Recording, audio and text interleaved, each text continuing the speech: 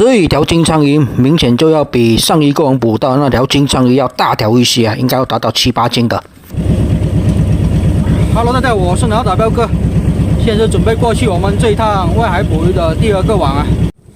今天的第2个网啊，依然还是小网，也是休渔前捕鱼的倒数第3个网。也就是说，这个网拉完之后，海里面也就剩下2个网了，拉完之后准备回去休渔了。所以也是希望接下来这些网呢再丰收一些吧。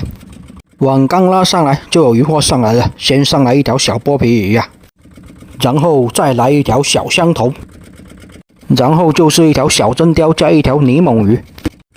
连续来的这4条渔获都是不一样的渔获啊。不过今天早上的渔网基本也以这些小剥皮鱼为主，小真鲷又来了2条。今天的小真鲷数量是比较少的啊，比上一次外海捕鱼要少很多了。光赏鱼就把它放回海里面去了。上一个网是小剥皮鱼比较多呀，泥猛鱼也有一些，但是相对比较少。哇，大家看这个网拉上来都是这么黑的，证明海底也是挺脏的。海底比较脏的话，相对渔获就会少一些啊，所以就来一些这个小剥皮鱼跟真鲷而已啊。再加一些泥猛鱼就这样子了，值钱的渔获基本也不见，海底一张这种五角星相对会变多，所以这一趟外海拉到的这种大海星数量也是挺多的。难道是因为海底比较脏，小剥皮才出来活动的？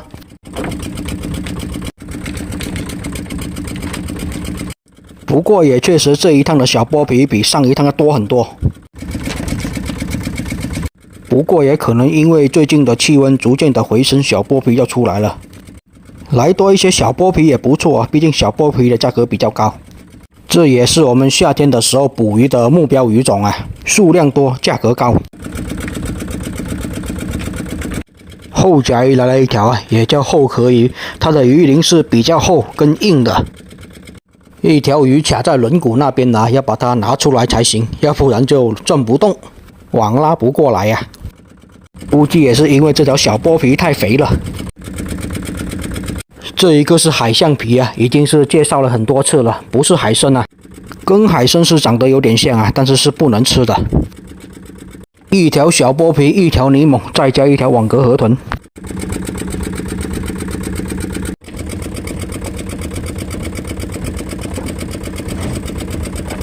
确实也是小剥皮比较肥，而这种泥猛就比较瘦一些。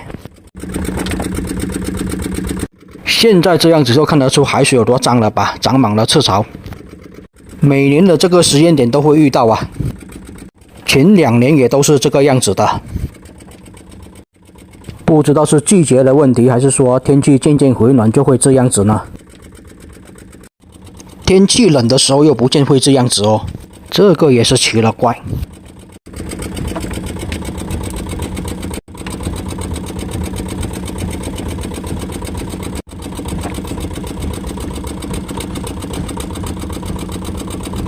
大家经常网上的看到那种蓝眼泪也是这种赤潮引起来的。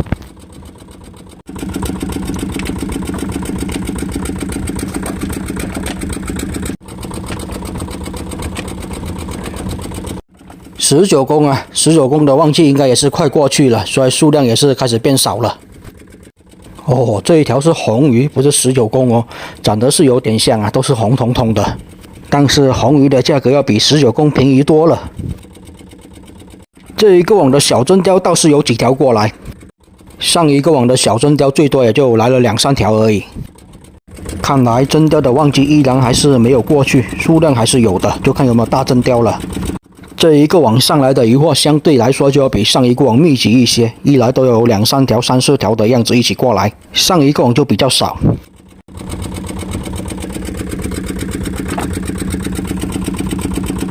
这一个网的小香头也来了好几条，已经有个20几块钱。小香头跟小真鲷的价格也都是差不多的，都是20几块钱而已。小剥皮就是它们的接近3倍了。这条小黑毛太小了，直接把它放回海里面再长长吧。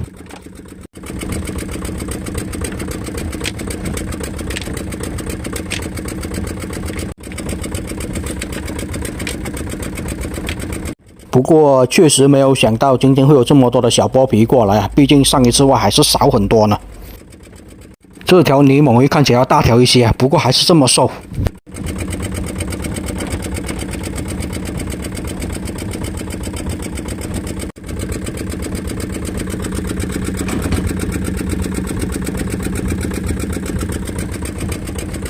估计离这种成群的泥猛鱼过来的季节是越来越近了。可惜也是这一趟回去就休渔了，下一次过来就都要等到休渔后8月份才过来了。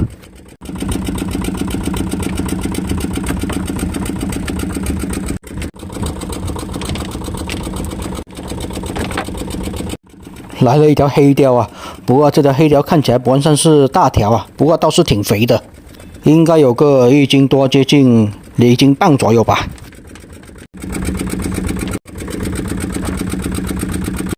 黑鲷的话，1斤是能卖个50块钱啊，所以这一条的话，应该也能值个70、80块钱了。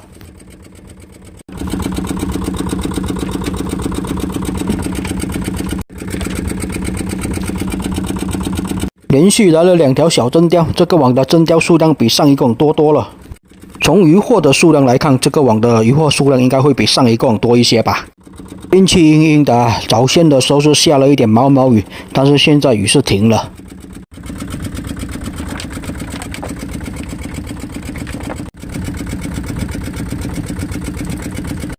不过确实今天的观赏鱼是多了很多，特别是上一个网上了好几条啊，这一个网又有几条。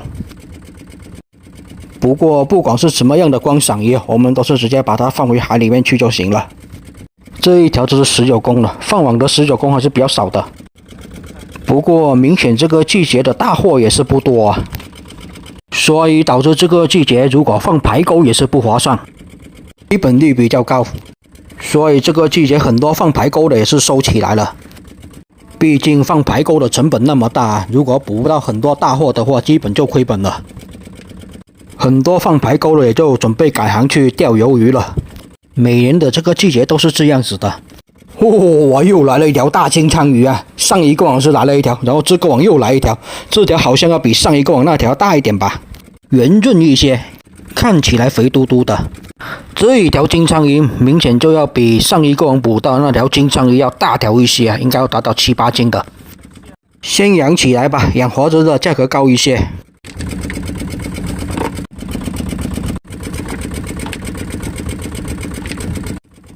这边又是连续来了好几条这种观赏鱼，难道观赏鱼也是怕海里的海水太脏了，直接就游到我的网这边过来了？这2艘大铁船还在外海这边作业啊，估计也是他们休渔前的最后一次捕鱼了。